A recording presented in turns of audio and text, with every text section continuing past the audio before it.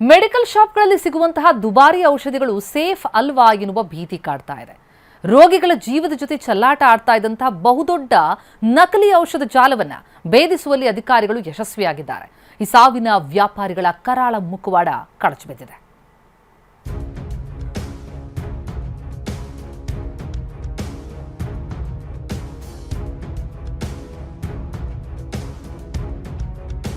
Cancer ಔಷಧಿಗಳಿಗೆ fake label, ಬೆಚ್ಚಿ ಬೀಳಿಸುವ ಮಾಹಿತಿ.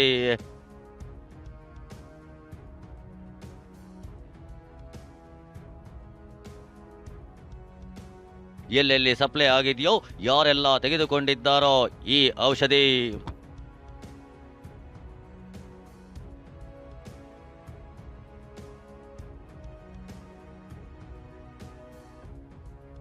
ಹೊರಗಡೆಯಿಂದ ನೋಡಲು ಇದು ಕೃಷಿ ಭೂಮಿ, ಆದರೆ ಒಳಗಡೆ ನಡೆಯುತ್ತಿದ್ದು ಮಾತ್ರ ನಕಲಿ ಔಷಧಿಗಳ ಬೃಹತ್ ಕಾರ್ಖಾನೆ.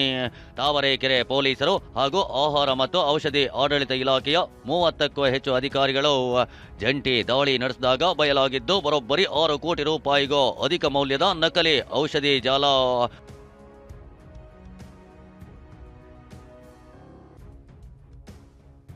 ಹೌದು, ಯಾವುದೇ ಲೈಸೆನ್ಸ್ ಇಲ್ಲದೆ ಕಡಿಮೆ ಬೆಲೆಯ ಔಷಧಿಗಳನ್ನು ಹೊರ ರಾಜ್ಯಗಳಿಂದ ತರಿಸಿ ಪ್ರತಿಷ್ಠಿತ MNC ಕಂಪನಿಗಳ ಲೇಬಲ್ ಅಂಟಿಸಿ ದುಬಾರಿ ಬೆಲೆಗೆ ಮಾರಾಟ ಮಾಡಲಾಗ್ತಿತ್ತು. ಕಳೆದ 1.5 ವರ್ಷದಿಂದ ಈ ದಂಧೆ ನಡೆಯುತ್ತಿದ್ದು ದೇಶದ ಹಲವು ರಾಜ್ಯಗಳಿಗೆ ಜಾಲ ವಿಸ್ತರಿಸಿರುವ ಶಂಕೆ ವ್ಯಕ್ತವಾಗಿದೆ. ಈ ದಾಳಿಯಲ್ಲಿ ಫೈಸರ್ ಸೇರಿದಂತೆ ಹಲವು ಬಹುರಾಷ್ಟ್ರೀಯ ಕಂಪನಿಗಳ ಹೆಸರಿನ ನಕಲಿ ಇಂಜೆಕ್ಷನ್ಗಳು, ಸಾವಿರಾರು ಬಾಟಲ್ಗಳು, ಲೇಬಲ್ಗಳು ಪತ್ತೆಯಾಗಿವೆ. ICUನಲ್ಲಿ ಬಳಸೋ ಹೈ ಎಂಡ್ ಔಷಧಿಗಳನ್ನೇ ನಕಲಿ ಮಾಡಿರುವುದು ಆತಂಕಕ್ಕೆ ಕಾರಣವಾಗಿದೆ. ಇದೆಲ್ಲ ಒಂದು ಹೈ ಎಂಡ್ ಆ್ಯಂಟಿಬಯೋಟಿಕ್ ಏನು ICU ಯೂಸ್ ಮಾಡ್ತಾರೆ. ICU ಯೂಸ್ ಮಾಡುವಂತಹ ಒಂದು ಮೆಡಿಸಿನ್ಗಳು, ಅದನ್ನು ಏನು ಕಡಿಮೆ ರೇಟಿಂದು ತಂದು ಇಲ್ಲಿ ಒಂದು ವಿದೇಶಿ ಕಂಪ್ನಿಯ ಪ್ರಾಡಕ್ಟ್ ಥರ ಅದನ್ನು ರೀಲೇಬ್ಲಿಂಗ್ ಮಾಡಿ, ರೀಪ್ಯಾಕಿಂಗ್ ಮಾಡಿ, ಮತ್ತು ಬೇರೆ ಬೇರೆ ಮೆಡಿಸಿನ್ಸ್ಗಳನ್ನೆಲ್ಲ ದಾಸ್ತಾನಿಟ್ಟಿರೋದೆಲ್ಲ ನೋಡಿ ಇದನ್ನು ಏನಾದರೂ ಸ್ಪೂರಿಯಸ್ ಆಗಿ ಮಾಡ್ತಿದ್ದಾರೆ ಮತ್ತು ಇದನ್ನು ಇಲ್ಲೀಗಲ್ ಆಗಿ ಮಾಡ್ತಿದ್ದಾರೆ ಅಂತ ಅವರು ಅದನ್ನು ದೃಢಪಡಿಸಿದ ನಂತರ ಅವ್ರು ಕೊಟ್ಟಂಥ ಕೇಸ್ ಮೇಲೆ ನಾವು ಏನು FIR ರಿಜಿಸ್ಟರ್ ಮಾಡಿದ್ದೀವಿ. FIR ರಿಜಿಸ್ಟರ್ ಮಾಡಿ ತನಿಖೆ ಮಾಡ್ತಾಯಿದ್ದೀವಿ. ವಿಷಯ ಅಂದರೆ ಈ ನಕಲಿ ಔಷಧ ಜಾಲದ ಕಿಂಗ್ ಪಿನ್ ಪ್ರಶಾಂತ್ ತಮಿಳುನಾಡು ಮೂಲದ ಶರಿಯಪ್ಪ ಅನ್ನೋರಿಗೆ ಸೇರಿದ ಜಮೀನನ್ನ ಬೆಂಗಳೂರಿನ ಫಾರ್ಮಾಸಿಸ್ಟ್ ಪ್ರಶಾಂತ್ ಲೀಸ್ಗೆ ಪಡೆದಿದ್ದ. ಇಲ್ಲೇ ನಕಲಿ ಔಷಧಿ ದಂಧೆ ಶುರು ಮಾಡಿದ್ದ. ಸದ್ಯ ಪ್ರಶಾಂತ್ ದುಬೈನಲ್ಲೇ ತಲೆಮರೆಸಿಕೊಂಡಿದ್ದಾನೆ. ಪ್ರಕರಣದಲ್ಲಿ ರಾಮನಗರ ಮೂಲದ ಪ್ರಭುದೇವ್ ಬಂಧನವಾಗಿದ್ದು ಕಿಂಗ್ ಪಿನ್ ಪ್ರಶಾಂತ್ ಬಾಮೈದ, ತೇಜಸ್ ಹಾಗೂ ವೆಂಕಟೇಶ್, ನವೀನ್ ಅನ್ನೋರನ್ನ ಪೊಲೀಸರು ವಶಕ್ಕೆ ಪಡೆದಿದ್ದಾರೆ. ಇನ್ನು ಈ ಹಿಂದೆ ಪ್ರಶಾಂತ್ ಬೆಂಗಳೂರಿನ ಚಾಮರಾಜಪೇಟೆಯಲ್ಲಿ ಮೆಡಿಕಲ್ ಶಾಪ್ ಇಟ್ಕೊಂಡಿದ್ದ.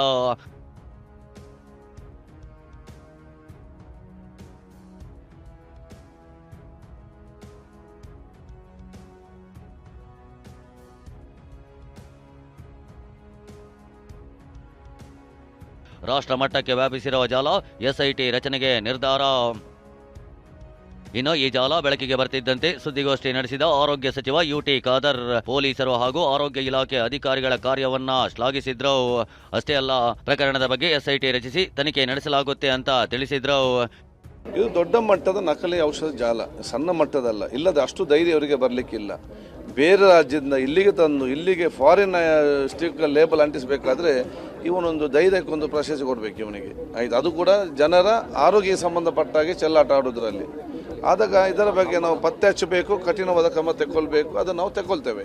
ಅದಕ್ಕಾಗಿ ನಾವು ವಿಶೇಷ ತಂಡ ರಚನೆ ಮಾಡಲಿಕ್ಕೆ ನಾನು ಮತ್ತು ಗೃಹ ಸಚಿವರಲ್ಲಿ ಚರ್ಚೆ ಮಾಡಿದ್ದೇವೆ.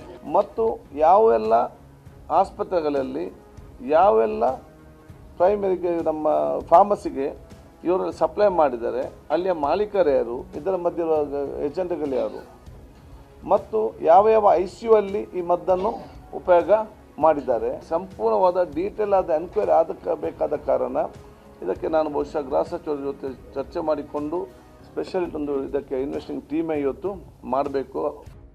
ಇನ್ನು ಗೃಹ ಸಚಿವ ಪ್ರಿಯಾಂಕ್ ಖರ್ಗೆ ಕೂಡ ಇಂದು ಅಥವಾ ನಾಳೆ ಆರೋಗ್ಯ ಇಲಾಖೆ ಹಾಗೂ ಪೊಲೀಸ್ ಇಲಾಖೆ ಹಿರಿಯ ಅಧಿಕಾರಿಗಳನ್ನು ಒಳಗೊಂಡ SIT ರಚಿಸುವುದಾಗಿ ಹೇಳಿದ್ದಾರೆ. ಈಗಾಗಲೇ ನಾವು ಅವರು ಕೂಡ ಚರ್ಚೆ ಮಾಡಿದ್ದೇವೆ. ಮುಖ್ಯಮಂತ್ರಿಗಳ ಅನುಮತಿ ಮೇರೆಗೆ ಜಂಟಿಯಾಗಿ ಒಂದು SIT ರಚನೆ ಮಾಡಬೇಕು ಅಂತ ನಾವು ಮತ್ತು UT ಖಾದರ್ ಅವರು ಮಾತನಾಡ್ಕೊಂಡಿದ್ದೇವೆ. ಅದನ್ನು ಇವತ್ತಿಲ್ಲ ನಾಳೆ ಅಷ್ಟರಲ್ಲಿ ನಾವು ರಚನೆ ಮಾಡ್ತೀವಿ. ಬೋತ್ ಹೆಲ್ತ್ ಡಿಪಾರ್ಟ್ಮೆಂಟ್ ಮತ್ತು ನಮ್ಮ ಪೊಲೀಸ್ ಇಲಾಖೆನೇ ಸೀನಿಯರ್ ಆಫೀಸರ್ಸನ್ನು ಹಾಕಿ. ಸೊ ಅದರಿಂದ we are going to form SIT today evening or ನಾಳೆ ಅಷ್ಟರಲ್ಲಿ ಆಗುತ್ತೆ. ಸದ್ಯ ಎಚ್ಚೆತ್ತಿರೋ ಆರೋಗ್ಯ ಇಲಾಖೆ ನಕಲಿ ಔಷಧ ಪತ್ತೆಗೆ ಜನರಿಗೆ ಆರೋಗ್ಯ ಇಲಾಖೆ ಮಾರ್ಗಸೂಚಿ ಬಿಡುಗಡೆ ಮಾಡಲು ಮುಂದಾಗಿದೆ.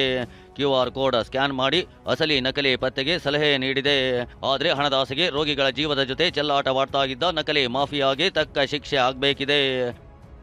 ಬೆಂಗಳೂರಿನಿಂದ ವಿನಯ್ ಕುಮಾರ್ ಕಾಶಪ್ಪನವರ ಜೊತೆ ಪ್ರಶಾಂತ್, TV9 ರಾಮನಗರ. ನಕಲಿ ಔಷಧಿಗಳು ಪತ್ತೆಯಾದ ಬೆನ್ನಲ್ಲೇ ಸರ್ಕಾರ ಎಚ್ಚೆತ್ತುಕೊಂಡಿದೆ. ಆಹಾರ ಸುರಕ್ಷತೆ ಔಷಧ ನಿಯಂತ್ರಣ ವಿಭಾಗದಿಂದ ಒಂದು ಸುತ್ತೋಲೆ ಹೊರಡಿಸಲಾಗಿದೆ. ಹಲವು ಔಷಧಿಗಳ ಬಗ್ಗೆ ಪರಿಶೀಲಿಸುವಂತೆ ನಿರ್ದೇಶನ. ಎಲ್ಲಾ ಔಷಧ ತಯಾರಕರಿಗೆ, ಎಲ್ಲಾ ವಿತರಕರಿಗೆ ಈ ಸೂಚನೆ ಕೊಡಲಾಗಿದೆ. ಅಂದ್ರೆ ಈ ಲೇಬಲ್ಗಳಲ್ಲಿ ಈಗ ಏನು ಜಪ್ತಿ ಆಯ್ತಲ್ಲ ನಿನ್ನೆ, ಎಲ್ಲವೂ ಕೂಡ ಲೇಬಲಿಂಗ್ ಮಾಡಿದ್ದಾರೆ. ಅಲ್ಲಿ ನಕಲಿ ಔಷಧ ಇದೆ, ಆ ಹೆಸರಿಂದ ಏನಾದರೂ ತಮ್ಮ ಬಳಿ ಬಂದಿದೆಯಾ ಅನ್ನೋದ್ರ ಬಗ್ಗೆ ಪರಿಶೀಲನೆ ಮಾಡಿ, ನಕಲಿ ಔಷಧಿಗಳು ಲಭ್ಯ ಇದ್ದಲ್ಲಿ ತನಿಖೆ ಕೈಗೊಂಡು ವರದಿ ಕೊಡಿ ಅಂತಲೂ ಕೂಡ ಸೂಚನೆಯನ್ನ ನೀಡಲಾಗಿದೆ. ನಕಲಿ ಔಷಧಿಗಳು ಪತ್ತೆಯಾದರೆ ಕ್ರಮ ಕೈಗೊಳ್ಳೋದಕ್ಕೆ ಆದೇಶ. ಎಲ್ಲ ಔಷಧ ನಿಯಂತ್ರಕರಿಗೆ ಗಂಭೀರವಾಗಿ ಈ ಸೂಚನೆಯನ್ನ ಕೊಡಲಾಗಿದೆ. ಯಾವೆಲ್ಲ ಔಷಧಿಗಳ ಮೇಲೆ ನಿಗಾ ಇರಿಸಬೇಕು ಅನ್ನೋದ್ರ ಬಗ್ಗೆ ಕೂಡ ಮಾಹಿತಿ ನೋಡ್ತಾ ಇದ್ದೀವಿ ಸ್ಕ್ರೀನ್ ಮೇಲೆ. ಯಾವ್ಯಾವ ಬ್ರ್ಯಾಂಡ್, ಯಾವ ಬ್ಯಾಚ್, ಯಾವ ಹೆಸರಿನಲ್ಲಿ ಮಾರ್ಕೆಟಿಂಗ್ ಆಗಿದೆ ಅದರ ವಿವರವನ್ನು ಕೊಡಲಾಗಿದೆ. ಈ ಔಷಧಿಗಳ ಹೆಸರಿನಲ್ಲಿ ಏನಾದರೂ ತಮ್ಮ ಬಳಿ ವಿತರಣೆ ಇದ್ರೆ ಅದನ್ನ ಗಮನಿಸಿ, ಪರಿಶೀಲಿಸಿ. ಔಷಧಿಗಳು ಮತ್ತು ಇಂಜೆಕ್ಷನ್ ಅದರ ಬಗ್ಗೆ ನಿಗಾ ವಹಿಸುವಂತೆ ಈಗಾಗಲೇ ಸುತ್ತೋಲೆಯನ್ನು ಹೊರಡಿಸಲಾಗಿದೆ. ಎಲ್ಲ ಔಷಧ ನಿಯಂತ್ರಕರಿಗೆ ಈ ಖಡಕ್ ಸೂಚನೆಯನ್ನು ಕೊಡಲಾಗಿದೆ. ಹೆಚ್ಚಾಗಿ ಕ್ಯಾನ್ಸರ್ ರೋಗಿಗಳಿಗೆ ಕೊಡುವಂತಹ ಒಂದು ಔಷಧಗಳಿವು.